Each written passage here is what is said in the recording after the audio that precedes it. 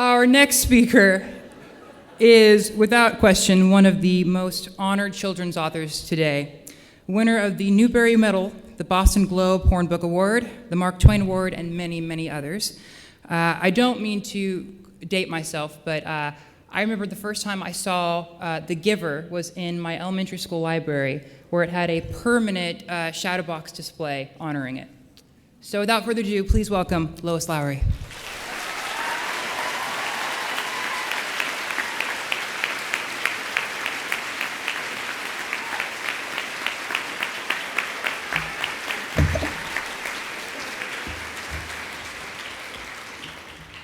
Thank you. I flew down here yesterday from Boston, where I live.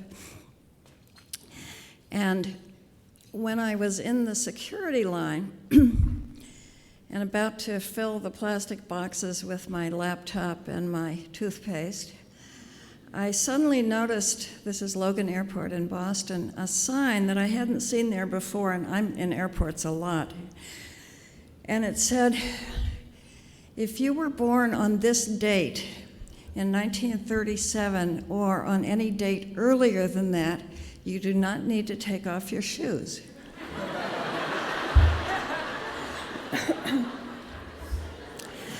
And it was puzzling because I fell into that category, and I asked the security attendant, I said, I don't need to take off my shoes? And she said, are you 75 or older? I said, yeah. She said, no, you don't need to take off your shoes. But I just sat here and did the math. And Chris Colfer has to take off his shoes for the next 53 years.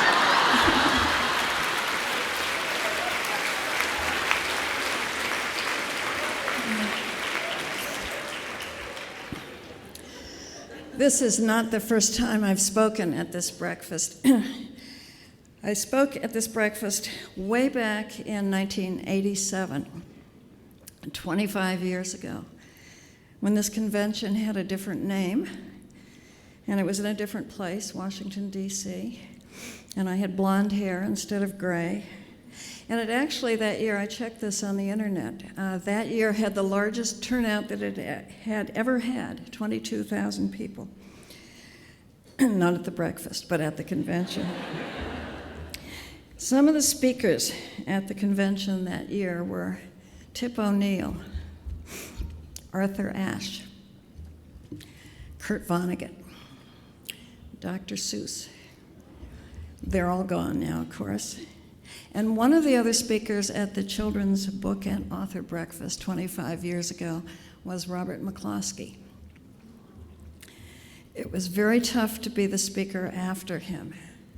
Not because he was a great speaker, he wasn't. But he got a standing ovation before he said anything. And of course, he's gone now too. Actually, my health is quite good. And thank you.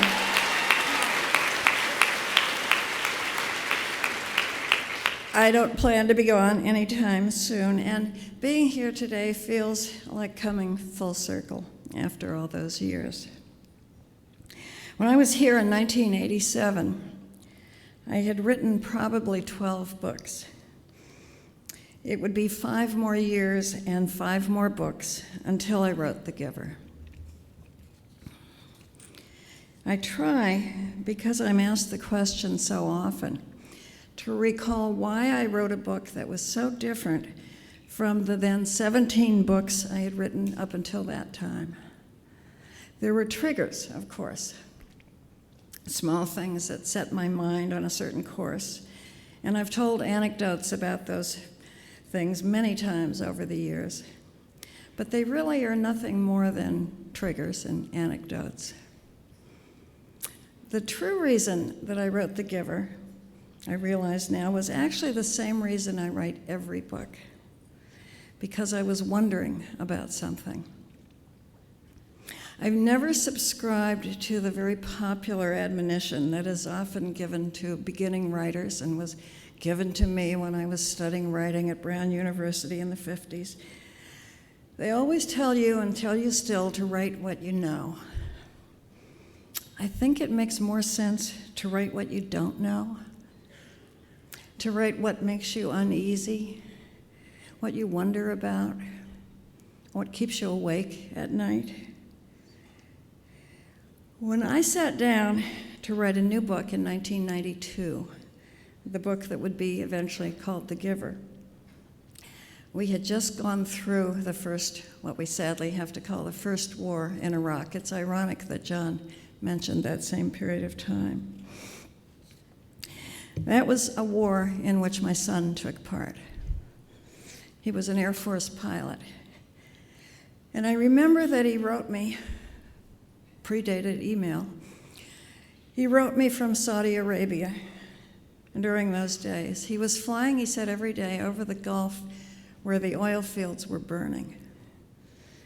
He said he looked down every day through that thick black smoke, and he thought, why do people do such terrible things to each other? And how do we put an end to it? Of course, that was an unanswerable question, but it was one that kept me awake at night. Still does. And that's what we do, those of us who write. We wrestle with those questions that we can't answer. And so I wrote The Giver, which was about human behavior, why people do what they do. And it was about human memory, how we learn from our own past, or, sadly, more often, how we fail to learn. But the book left other questions, or maybe it simply left the same question framed in different ways. And over the years that followed The Giver, I received first a trickle, then a deluge, and eventually, still today, thousands of letters. Now it's emails mostly, from readers, asking those questions, asking and asking and asking. So eventually, I set aside the other books I'd been writing and turned my attention again to what my son had written to me. Why do people do such terrible things to each other? And how do we put an end to it? So the second book, the companion volume to The Giver, was published in 2000, Gathering Blue. That was 6 years after The Giver. And still, it wasn't enough. The readers still wrote to me, and they said, yeah, but what if, because the questions still weren't answered. So eventually I went back and reimagined it again. The third book, called Messenger, was published in 2004. That was 10 years after the publication of The Giver. And now it's 2012, 8 years after that, and the questions are still out there. The world is still in conflict. People are still doing terrible things to one another. And my own memory now includes an American flag over a coffin, the day that my own son was laid to rest. I believe you've each been given a copy today of the ARC, the Advanced Reading, what does that stand for? Advanced Reader's Copy, of the fourth book in what is now a quartet, a full circle, fourth and last. It deals one more time with the questions that my son asked me in 1991, and with the only real answer I've come up with, the fact that evil exists, that it has always existed, and that we will face it and fight it again and again, and that in every generation, it's the young who come forward and try to bring an end to it. It's fiction, of course, the happy ending of this fourth book, in which evil is vanquished once and for all. But here's what I wanted to tell you today. Young readers, young people, young readers believe that they can fix this world. Jonas believed it in The Giver when he fled with a baby named Gabe on the back of his bike. And that makes me think of every young person who has fled his own starting place, searching for someplace better. And my own grandfather was one of those. And so were many of yours. Young readers, young people believe they can fix the world. Kira believed it in Gathering Blue. She believed it when she planted a flower that had never grown before in that place. Makes me think of Voltaire. I was an English major. And his eternally optimistic Candide, who tells us that planting and tending a garden is the way to put things right. Planting a garden ensures a better future. My grandmother knew that. So did yours. Young readers believe they can fix the world.